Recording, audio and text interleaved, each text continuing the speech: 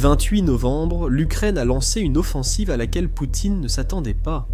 Après des mois à détruire systématiquement les raffineries et les ports russes, l'Ukraine s'attaque désormais à la véritable source de revenus du compte bancaire de Poutine, sa flotte fantôme. C'est dévastateur pour le Kremlin, car l'économie russe ne peut pas survivre sans les revenus générés par ce réseau pétrolier illégal. Ainsi, quand la Russie a appris cette attaque, elle a soigneusement évité de la qualifier d'attaque. Selon les médias du Kremlin, les citernes en feu ont été endommagées par un vague impact extérieur. L'Ukraine a vite publié les images pour prouver la réalité de cet impact extérieur. C'était un drone naval Sea Baby. Cette attaque marque une nouvelle phase terrifiante de la guerre pour Poutine, menaçant tout le système de l'ombre sur lequel il s'appuie. Alors, commençons par le début. Le vendredi 28 novembre, les médias russes ont publié un rapport très confus. Ils ont dit qu'un pétrolier russe avait pris feu en mer Noire, suite à un impact extérieur. L'évacuation de l'équipage est en cours de préparation. Maintenant, quel est cet impact extérieur? Vous voyez? La raison pour laquelle la Russie n'a pas qualifié cela d'attaque, c'est qu'elle ne voulait pas que les autres navires de la flotte fantôme et leurs équipages prennent peur et évitent de venir dans les ports russes. Car si cela se produisait, Poutine perdrait des milliards de dollars. Eh bien, devinez quoi? Le plan russe n'a pas fonctionné, parce que l'Ukraine a rapidement publié les images pour prouver ce qu'était réellement cet impact externe.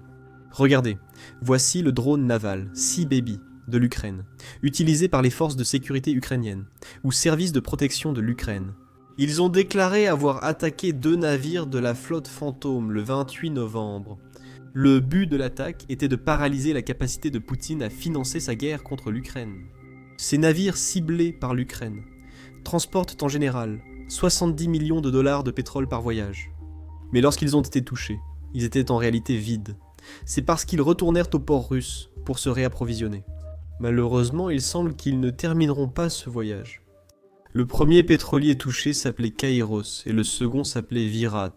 Maintenant, ces pétroliers battent un pavillon de Gambie ou du Panama, mais il est de notoriété publique qu'ils appartiennent à des Russes.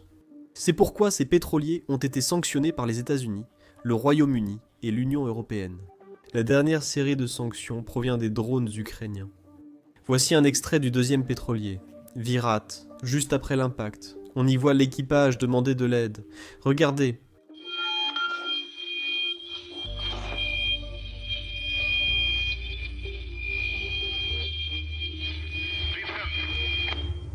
Aidez-moi s'il vous plaît. Là, une attaque de drone. C'est Murat. Quelle est la solution? Maintenant, comme si cela ne suffisait pas, le lendemain même, nous avons reçu d'autres images à bord du deuxième pétrolier russe, Kairos. Cette fois, on voit bien que ça brûle comme l'enfer, donc l'équipage a dû évacuer.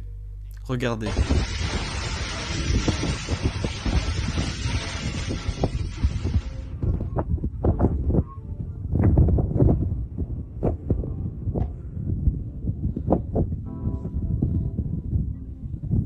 Alors que je préparais cette vidéo, hier encore, nous avons reçu un rapport indiquant qu'un autre pétrolier de la flotte fantôme est en feu, et cette fois, il brûle au large des côtes du Sénégal en Afrique. Avant d'aborder les détails de ce pétrolier, je souhaite expliquer brièvement pourquoi les pétroliers de la flotte fantôme sont cruciaux pour Poutine et l'économie russe. Ainsi, nous comprendrons pourquoi l'Ukraine les cible. Vous voyez, lorsque Poutine a lancé son invasion en 2022, l'économie russe a été instantanément frappée par une tonne de sanctions. Beaucoup oublient que la plupart des sanctions initiales ne visaient pas les compagnies pétrolières russes. Elles visaient les banques russes, d'autres entreprises dans d'autres secteurs, et même des projets pétroliers sur lesquels la Russie travaillait. Les dirigeants occidentaux n'ont pas visé le pétrole russe pour ne pas le retirer du marché. Cela augmenterait les prix du pétrole, ce qui ne profiterait à personne. De plus, l'Europe dépendait encore trop du pétrole et du gaz russe pour les couper totalement. C'est aussi pourquoi les sanctions occidentales ont exclu une banque de la liste des sanctions. Cette banque était Gazprom. Les pays européens achetant du pétrole et du gaz russe pouvaient payer la Russie via cette banque non sanctionnée. Peu à peu, tout le monde dans le monde a commencé à faire pareil. Toutes les banques russes ont été sanctionnées, sauf une en particulier, la Gazprom Bank. Donc ils ont commencé à payer la Russie en utilisant cette banque. C'était en fait une très bonne nouvelle pour Poutine. Parce qu'immédiatement après l'invasion, les prix du pétrole ont grimpé en flèche jusqu'à environ 110 $ le baril.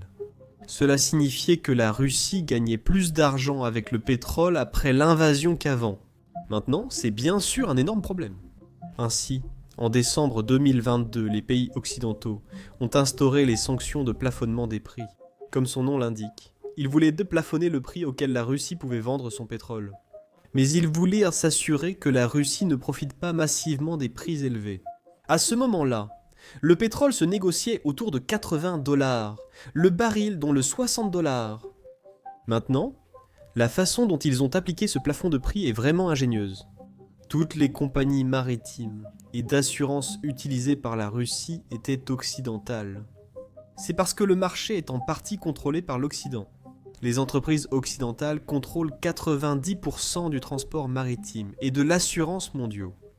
Les dirigeants occidentaux ont dit à ces entreprises « Si vous traitez du pétrole russe, assurez-vous d'avoir les documents prouvant que la Russie respecte le plafond des prix. » Cela signifiait que Vladimir Poutine devait respecter le plafond des prix, même contre sa volonté, car il voulait utiliser le transport maritime et l'assurance occidentaux. Alors, pour contourner ce problème, Vladimir Poutine a commencé à acheter des pétroliers de la flotte fantôme. C'est juste un nom cool pour désigner des pétroliers âgés de 15 à 20 ans, qui sont en fait proches de la retraite. Mais lorsque la Russie a été frappée par le plafonnement des prix, elle a commencé à acheter ces pétroliers, en utilisant des sociétés écrans au Moyen-Orient, puis elle a commencé à les utiliser pour transporter son propre pétrole. Ils ont simplement créé de fausses compagnies d'assurance qui ne couvrent aucun sinistre en cas de réclamation. Ces pétroliers ne sont plus sûrs du tout. Et cela, sans même prendre en compte les drones ukrainiens. Mais très vite, ces pétroliers sont devenus une partie très importante des réseaux d'exportation russes. À partir de 2025, environ 70 à 80% du pétrole russe, transporté par voie maritime, passe par ces pétroliers fantômes. Ainsi, la Russie peut éviter les sanctions et le plafonnement des prix. Maintenant, en plus de cela, il y a une chose importante à retenir ici, c'est que Poutine a dépensé beaucoup d'argent pour acheter ces pétroliers. Il a dépensé près de 10 milliards de dollars pour acheter environ 1000 navires presque en fin de vie. Comme expliqué dans nos vidéos précédentes, les sanctions sont un vrai jeu du chat et de la souris. L'Occident impose des sanctions, la Russie trouve un moyen de les contourner, puis l'Occident essaie de combler cette faille. Dans cette situation, c'est bien ce qui s'est produit après la découverte de la flotte fantôme par le monde. Il y a eu une réaction, lente mais présente. Cependant, les pays occidentaux ont sanctionné les pétroliers, ciblant des navires spécifiques utilisés par la Russie. Et la raison pour laquelle cela a été efficace, c'est que, vous voyez, chaque fois que ces navires vont, disons, dans un pays comme l'Inde ou la Chine pour vendre le pétrole, ils doivent accoster au port. Ainsi, si ce pétrolier était sanctionné et accosté dans un port, nous pouvions cibler la société ou l'entreprise qui gère ce port. Aucun port asiatique ne veut prendre ce risque, car il commerce beaucoup avec les États-Unis et l'Occident. Ainsi, les sociétés portuaires ont dit à ces pétroliers « Vous ne pouvez pas venir ici ». Ainsi, le prix payé par Poutine pour le pétrolier était en quelque sorte gaspillé. Bien sûr, la Russie a trouvé des moyens de contourner cela. Ce que la Russie a commencé à faire, c'est simplement acheter d'autres pétroliers ou commencer à transférer du pétrole en pleine mer, au lieu d'accoster dans un port. Cela compliquait néanmoins la rentabilisation des exportations pétrolières russes. Maintenant, une bonne analogie pour expliquer ce qui se passe, c'est que les sanctions sont comme un nœud coulant autour de l'économie russe.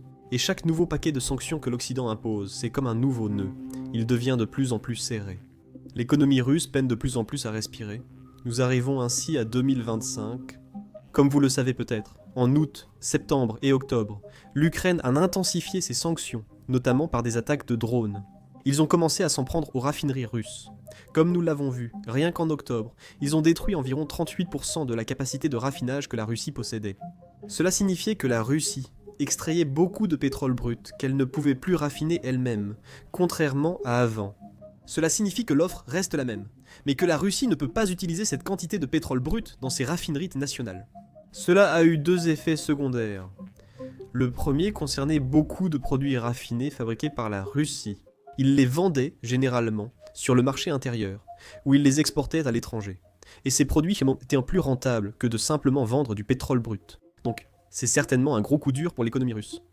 Mais le deuxième effet secondaire, c'est que maintenant que la Russie n'avait plus besoin d'autant de pétrole brut qu'elle produisait, elle a simplement commencé à en exporter davantage.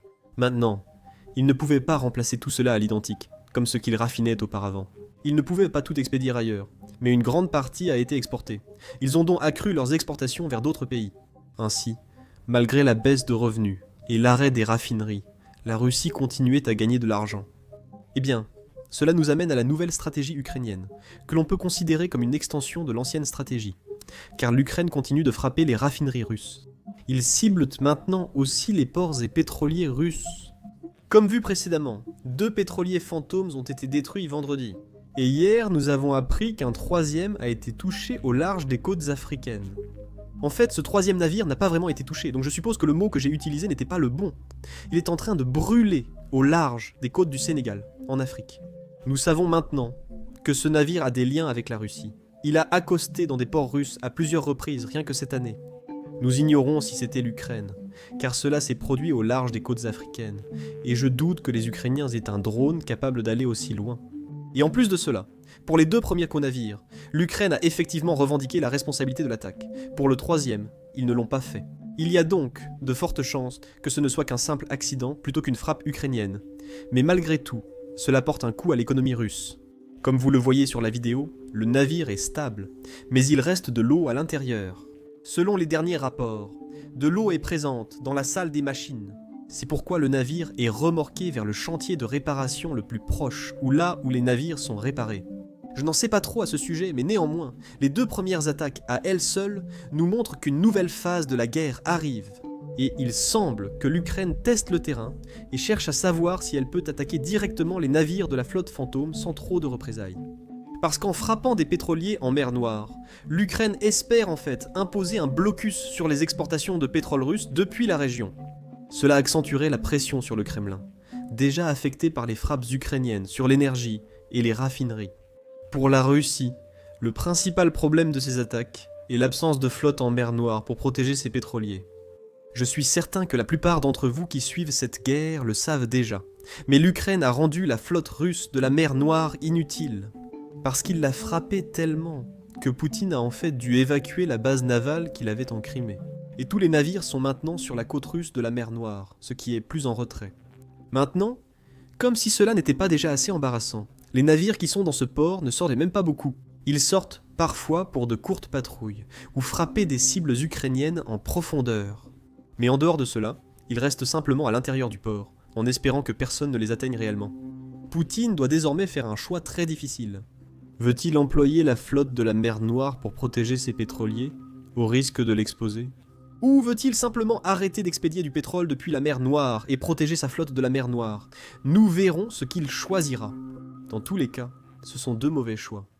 Un problème avec ces vidéos montrant de nombreuses frappes de drones, même sans blesser de Russes, persiste. Dans la vidéo, YouTube démonétise ou restreint généralement nos vidéos. La semaine dernière, 4 de nos vidéos de guerre ont été démonétisées. YouTube estime que diffuser des frappes de drones ou des images du front n'est pas adapté aux annonceurs, d'où la restriction des vidéos. Mais c'est la réalité de la guerre moderne, et c'est la guerre que les Ukrainiens mènent et essaient de survivre. Nous pensons donc qu'il est important de tout couvrir, d'où le lancement de notre plateforme Business Basics. Construite de zéro, nous n'avons aucune restriction. Nous n'avons pas besoin de flouter nos frappes de drones, nous n'avons pas besoin de flouter nos images du front, et nous n'avons pas besoin de flouter les bases aériennes russes en train d'être détruites. De plus, aucune publicité n'est diffusée sur le site. Ainsi, nous n'avons pas à nous censurer juste parce que les annonceurs sont mécontents de notre couverture. Le site est financé par votre soutien, pas par la publicité. Si ce contenu vous intéresse et que vous souhaitez voir nos vidéos sans censure ainsi que du contenu bonus indisponible sur YouTube, rejoignez-nous sur basicsinsider.com. Vous pouvez également cliquer sur le lien dans la description ou scanner le code QR qui s'affiche à l'écran. En nous rejoignant, vous pourrez regarder tout le contenu que nous avons déjà mis en ligne, ainsi que toutes les vidéos que nous publierons à l'avenir. En plus de cela, vous soutiendrez notre couverture et notre chaîne. Alors merci beaucoup, je m'appelle Sam et je vous retrouve dans la prochaine vidéo.